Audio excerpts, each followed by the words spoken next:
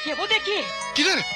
36 जहाज fully prepared condition के अंदर बात की, जिसके अंदर से अभी तक सिर्फ 20 जहाज वापस आए हैं। 120 जहाजों का सौदा होता तो हमारे 4 स्क्वाड्रन हमारे पास होते रफेल के। दोस्तों, आज अगर सेना की फैसिलिटीज की बात की जाए तो 2012 की तुलना में आज सेना के पास वो हर से फैसिलिटीज है जो कभी पुरानी सरकारों से सेना मांगती थक गई थी। 2012 में हम लड़ रहे थे एज ए डीजी कि हमारे को बुलेट प्रूफ जैकेट साइन कर दो, हमें कहा गया पैसा नहीं है। लेकिन उस समय की सरकारों ने कभी कुछ मांगे से भी नहीं दिया। और अगर बात आज की डेट में सेना की जाए तो ये विपक्षी अपनी डेंगे मारते मारते थकते नहीं हैं कि हमने तो ये कर दिया था, हमने वो कर दिया था, राफेल हम लाए थे। इस राफेल के बारे में बात करते हैं, आप क्या राफेल के बारे में बात करेंगे? हमने जब मनमोहन सिंह की सरकार थी, हमने 120 राफेल जहाज का सौदा तय किया था। 2012 में फाइल पे है ये, पैसा नहीं। राफेल की बात, राफेल नहीं आए, राफेल तो बहुत बड़ी चीज, बुलेट प्रूफ जैकेट नहीं मिलेगा।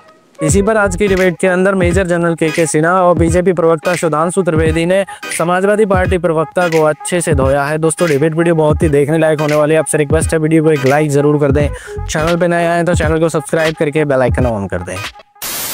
शु जी ने 2 बातें कही, एक राफेल के बारे में और न्यूक्लियर मिसाइल्स के बारे में, न्यूक्लियर इंस्टॉलेशंस के बारे में।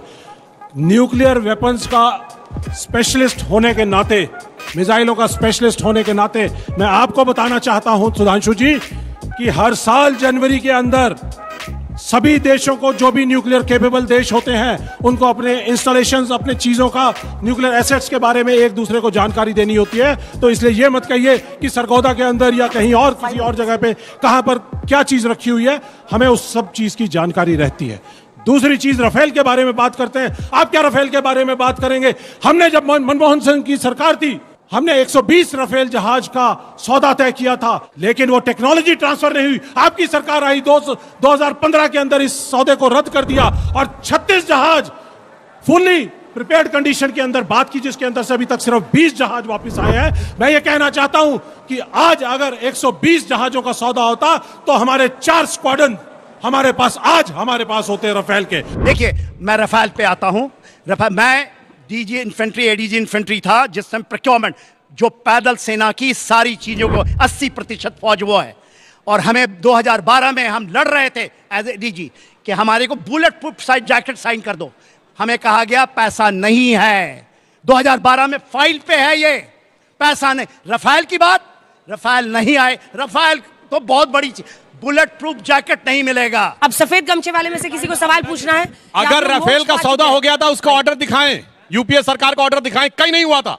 साइन कर दिया था AK एंटोनी ने कि the process is completed but it has to be redo again. उस समय भारत के एयरफोर्स चीफ थे 26/11 के समय फाली होमी मेजर, उन्होंने 2016 में लिखा कि एयरफोर्स अटैक करने को तैयार थी, मनमोहन सिंह सरकार ने मौका नहीं दिया। बैरक ओबामा ने अपनी किताब द प्रॉमिस लैंड में 2010 में मनमोहन सिंह से बात के आधार पर लिखा कि 26/11 के हमले के बाद भारत की फौज अटैक करने को तैयार थी, मगर मनमोहन सिंह सरकार को लगा कि पाकिस्तान पर अटैक करने से बीजेपी को लाभ हो जाएगा। यह मैंने 3 फैक्ट कोट किए और तीनों फॉरेन मिनिस्टर, पाकिस्तान का प्रेसिडेंट और भारत का एक्स एयरफोर्स चीफ, अगर हैसियत हो तो काट के दिखाइएगा। मैं करोड़ों दर्शकों से कह रहा हूं जो देख के बताइएगा। वेल, एक फौजी होने के नाते मेरा एक सवाल, और वो पक्ष या विपक्ष नहीं, दोनों के लिए वो सवाल है। जैसे कि आप देखते हैं ऑपरेशन सिंदूर में, हम फौजी टर्म में उसको बोलते हैं साइऑप्स, जो साइकोलॉजिकल वॉरफेयर, जो वॉर पाकिस्तान अभी लड़ रहा है, मिस इन्फॉर्मेशन, प्रोपेगेंडा फैलाने की कोशिश कर रहा है। तो आपको नहीं लगता कि ये जो डिफरेंसेस आप लोगों के बीच में है, कहीं ना कहीं पाकिस्तान उसका फायदा उठाएगा? तो उसके लिए सुधांशु जी और भाटी जी को बुला ही लेते हैं यहाँ पर। तो उसके लिए आप लोग यहाँ खड़े क्या कर रहे हैं? कुछ तीर झेलिए। नहीं, मैं मानती हूँ कि कई अपने विपक्ष के नेताओं, इनफैक्ट सोशल मीडिया इन्फ्लुएंसर्स की वीडियो को तोड़ मरोड़ के वहां जिस तरह से यूज किया जा रहा है मिस इन्फॉर्मेशन के लिए, तो उसमें आप क्या कहेंगे? इसका जवाब दे दूं? दोनों के लिए, दोनों दे सकते हैं। देखिए, जनरल विपिन रावत जो हमारे फॉर्मर सीडीएस रहे, उन्होंने कहा था भारत की लड़ाई 2.5 फ्रंट की है, यानी एक तरफ पाकिस्तान, एक तरफ चाइना, 0.5 हमारे अंदर। अभी 71 की बात कर रहे थे, 71 में कभी आपने सुना कि भारत के किसी विपक्षी नेता का बयान पाकिस्तान में कोट किया गया हो उसके पक्ष में? यहां पाकिस्तान का मीडिया भरा पड़ा है भारत के विपक्षी नेताओं के बयानों से, यहां के सोशल मीडिया के वो इन्फ्लुएंसर्स के बयानों से। पाकिस्तान डोजियर भेजता है, उसमें भारत के नेता प्रतिपक्ष के बयान को कोट करता है। तो मैं एक लाइन में कहना चाहूंगा कि हम कभी नहीं भी हारे हैं, हम कभी नहीं हारे हैं दुश्मन के छल छंदों से, हम तो सदा ही हारे हैं अपने घर के जयचंदों से। माननीय सुधांशु जी की जानकारी के लिए मैडम को एड्रेस कीजिए। जज ने आपसे नहीं, सवाल केवल पूछा। इतना बता दूं कि राफेल का सौदा डॉक्टर मनमोहन सिंह सरकार ने किया था, वो आया मोदी जी के टाइम में, वो अलग बात है। एक मैं आज सोशल मीडिया पे एक कोटेशन पढ़ रहा था, किसी ने लिखी, मुझे बहुत अच्छी लगी, उसे बोल देता हूं, किसी से संबंधित नहीं है, किसी को टारगेट करके नहीं कह रहा हूं, मुझे अच्छी लगी कि इस देश की विसंगति ये है वर्तमान दौर में कि हर बुद्धिजीवी संशय से भरा हुआ है और हर मूर्ख आत्मविश्वास से भरा हुआ है। अब मैं बहन जी की बात पे आता हूं। आपने कहा कि इसका पाकिस्तान लाभ उठाएगा, किसी विपक्षी पार्टी ने तो एक भी शब्द विरोध में बोला ही नहीं। विपक्ष तो पूरा का पूरा सरकार के साथ खड़ा था, सेना के साथ खड़ा था। अगर पाकिस्तान लाभ उठाएगा तो उस मूर्ख और देशद्रोही और बेहुदे भारतीय जनता पार्टी के मंत्री के बयान का उठाएगा, जो हमारी शानदार अफसर कर्नल सोफिया कुरैशी को गाली दे रहा है और भारतीय जनता पार्टी उसे अभी भी मंत्री बनाए हुए है, जिसके खिलाफ हाईकोर्ट ने कठोर टिप्पणी की है, सुप्रीम कोर्ट ने आज लताड़ लगाई है। सुप्रीम कोर्ट और हाई कोर्ट तो उसमें स्वतः संज्ञान ले रहे हैं, मीडिया में भी उसके खिलाफ आया है, सोशल मीडिया पे भी है, देश के नागरिक भी नाराज हैं। भारतीय जनता पार्टी पूरी तरह उस बेहुदे देशद्रोही मंत्री के पीछे खड़ी है। सवाल ये है, और ये इन्हीं के लोग जो हमारे विदेश सचिव मिस्त्री जी को गाली गलौज कर रहे थे, उनकी बेटी का नंबर पब्लिक कर दिया, उनकी बेटी को गालियां दे रहे थे, और दोनों बहनों को, जो बहनें उसके लिए आती थी, मीडिया ब्रीफिंग के लिए आती थी, उन्हें गाली गलौज दे रहे थे। और वो सारे अकाउंट वो है, मैंने बहुत गौर से देखा है, और अब चाहे तो कोई रिसर्च करा लें अंजना जी, सारे वो हैं जिन्होंने मोदी जी के, योगी जी के फोटो लगा रखे हैं, देश प्रथम, राष्ट्र प्रथम, धर्म रक्षा, हिंदू रक्षा, गौ रक्षा, सारे इनसे जुड़े हुए अकाउंट। ठीक है, चलिए अब हो गया। पाटिल जी जल्दी से छोटा सा अब इनकी बात का भी जवाब देता हूं। इन्होंने जहां शुरू किया तो वहीं से, बिल्कुल सही बात है।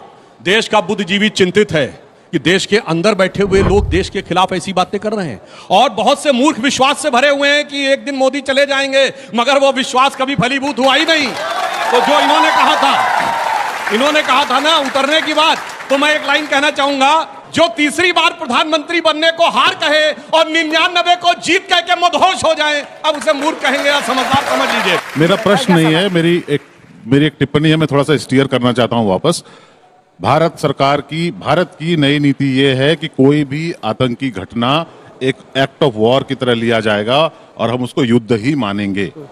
ये बहुत अच्छा मौका था कि हम इस नीति पर बहस कर सकते थे, पर हमने सुधांशु जी और उनकी टीम को ये अच्छा लगेगा कि वो सेना के शौर्य और पराक्रम को उसमें ले आए, ताकि क्योंकि उस पर कोई चर्चा नहीं हो सकती। पर आप लोग भी सेना और उनके पराक्रम पर चले गए, नीति पर बहस नहीं हुई। अगर आप अगले राउंड में उस पर वापस आ सकते हैं। थोड़े कड़क है। हाँ, नहीं, मैं जवाब देना चाहता हूँ। नीति की बहस की मैं बात बताना चाहता हूँ। ये पहला मौका है जब भारत पाकिस्तान में कॉन्फ्लिक्ट हुआ और ऑर्गेनाइजेशन ऑफ इस्लामिक कंट्रीज चुप। कोई ये उदाहरण बताएं। 7165 हमेशा रिजोल्यूशन हमारे खिलाफ पास। ये पहला मौका है। यूएन सिक्योरिटी काउंसिल, यूएन में कोई रेजोल्यूशन नहीं। 7 दिसंबर 1971 को 100 देशों ने हमारे खिलाफ वोटिंग की थी यूनाइटेड नेशन में। सोवियत रूस को वीटो करना पड़ा था। याद करिए 1971 में 5 पैसे का टिकट लगाया गया था बांग्लादेश को लेकर, क्योंकि भारत की स्थिति खराब थी। हर सामान पे 5 पैसा एक्स्ट्रा, जैसे आज 5 रुपया लगा दिया जाए, ऐसा हुआ नहीं। किसी ने हमारे ऊपर अटैक करने की बात कही नहीं। अब मैं फैक्ट थोड़ा बताना चाहता हूं, एक चीज जो दर्शकों को समझने। देखिए, एक दिन पहले जेडी वांस ये कहते हैं कि इंडिया पाकिस्तान की लड़ाई में this is none of our business. ध्यान है आपको, ऑन रिकॉर्ड बयान है अमेरिका के राष्ट्रपति का। और अगले दिन 24 घंटे में अमेरिका का राष्ट्रपति कहता है कि न्यूक्लियर वॉर होने जा रही थी, हमने रुकवा दिया। ये 24 घंटे में क्या हुआ? सिर्फ मैं कह रहा हूं जो इंटरनेशनल मीडिया में चीजें आई हैं, मैं एक थोड़ा फैक्ट कह दूं। जो न्यूक्लियर वेपन है कैसे आसमान किसी मकान में नहीं रखे रहते हैं, वो जमीन के बहुत नीचे रखे रहते हैं, और वहां एंट्रेंस के 2 ही रास्ते होते हैं, इन और आउट। और अगर ये माना जाए सरगोदा एयर बेस के ऊपर जो खबरें आ रही हैं कि इंडिया ने उस न्यूक्लियर आर्सेनल के एग्जिट और एंट्री पॉइंट को डिमोलिश कर दिया था, तो अब ये खतरा हो गया था कि अंदर आप जा नहीं सकते, अंदर पता नहीं क्या हो जाए। अब अगर ये संभावना हो तो आपको पता सरगोदा भारत से कितनी दूर है? 170 किलोमीटर, यानी नोएडा से मथुरा जितना दूर है उतना दूर है। तो कोई ये कहे कि अगर वहां पे न्यूक्लियर डिजास्टर होता तो हमारे ऊपर फर्क नहीं पड़ता, तो ऐसा नहीं। न्यूक्लियर डिजास्टर कोई सरहद के वहां पे रुक जाने वाली बात है। इसीलिए मैं कह रहा हूं, बहुत से लोग हैं जो बहुत बुद्धिमान अपने को समझते हैं, पता नहीं कितने मूर्ख है। कौन बुद्धिमान है ये जनता अपने आप तय कर। ये जो ट्रंप ने हमारे युद्ध विराम, जो संघर्ष विराम की घोषणा की, ये हमारी सर्वप्रभुत्व संपन्नता पे हमला है। मोदी जी की नीति पहली बात तो यहां फेल हुई है। तीसरा देश कौन होता है हमारे फैसला करने वाला, हमारी घोषणा करने वाला? दूसरी बात, भारत की नीति हमेशा से ये रही है, चाहे सरकारें बदलती रहीं, चाहे प्रधानमंत्री बदलते रहे, कि कश्मीर के मामले में हम तीसरे पक्ष को स्वीकार नहीं करेंगे। भारत और पाकिस्तान का मसला द्विपक्षीय है, हम दोनों पक्षीय आपस में बात करेंगे। मोदी जी ने गलत नीतियों के कारण और किसी अज्ञात भय के कारण, उस भय का आज तक देश को अभी तक पता नहीं है। क्या डर है ट्रंप से मोदी जी को कि मोदी जी की घिग्गी बन जाती है ट्रंप के सामने? गलती से तीसरे पक्ष को इसमें शामिल कर लिया है। देखिए, एक टाइमलाइन आप समझिए, 10 तारीख की रात को अटैक होता है। 1 बजे दिन में पाकिस्तान का डीजीएमओ भारत से संपर्क करने की कोशिश करता है। 3:35 के ऊपर संपर्क होता है। 4 बजे भारत सरकार प्रेस कॉन्फ्रेंस अनाउंस करती है कि 5 बजे प्रेस कॉन्फ्रेंस होगी। 4:35 या 40 पे ट्रंप का ट्वीट आता है। टाइमलाइन से आपको समझ जाना चाहिए। फिर भी मैं कहना चाहता हूं, अरे भाई आप तो वो हैं जाके अमेरिका इंग्लैंड में कहे थे, why the defenders of democracy America and England are silent, Bharat में आके हस्तक्षेप करो मेरे भाई। बोले थे कि नहीं बोले थे? क्या बात करने लगते हैं, भूल जाते हैं। बोल देता हूं, समझ रहे हो? समझ रहे हो ना दोस्तों? उम्मीद है अगर आपने डिबेट एंड तक देखी है तो आप डिबेट के बारे में समझ जरूर पाए होंगे। वीडियो अच्छी लगी हो तो वीडियो को एक लाइक कर दें, चैनल पे नए आए तो चैनल को सब्सक्राइब, बेल आइकन ऑन कर दें। फिर मिलते हैं एक और वीडियो के साथ, तब तक के लिए जय हिंद, वंदे मातरम।